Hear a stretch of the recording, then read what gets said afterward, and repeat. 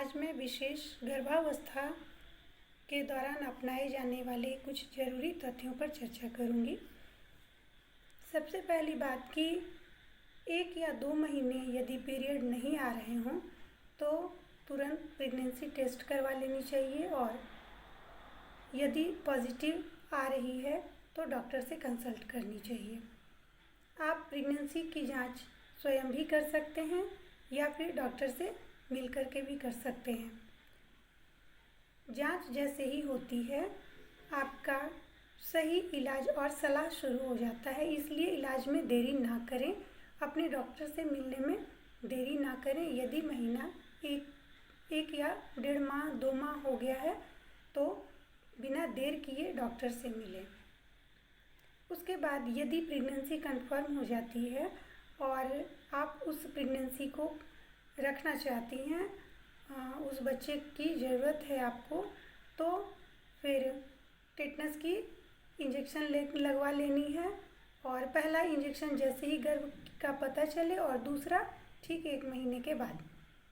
इसके बाद जब 3 माह हो जाए तो आयरन और कैल्शियम की गोली लेना शुरू कर देनी चाहिए।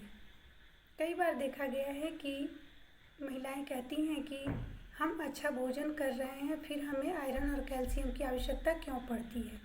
तो आप इस बात को ध्यान रखें कि उस वक्त जब आप गर्भवती होती हैं तो सिर्फ अपना भोजन नहीं करती हैं, बच्चे के लिए भी अतिरिक्त आहार की ज़रूरत पड़ती है, और वह अतिरिक्त आहार जो है वह आयरन की गोली और कैल्शियम की गोली के लेने से पूरी हो जाती है। इस दौरान बच्चे में मानसिक विकास, शारीरिक विकास ये जो होता है तो उसमें आगे चल के भी बच्चे को सहायता मिलती है। बच्चे की वृद्धि के लिए आयरन और कैल्शियम बहुत ही ज़रूरी है, इसलिए यह निश्चित करें कि जैसे ही 3 माह हो जाता है तो आप आयरन कैल्शियम की गोली लेना शुरू कर देंगी, और बच्चे के जन्म के बाद 6 माह तक आयरन और कैल्शियम की गोली लेना जारी रखें। अब बात आती है अल्ट्रासाउंड की कि कब कब करवाना चाहिए।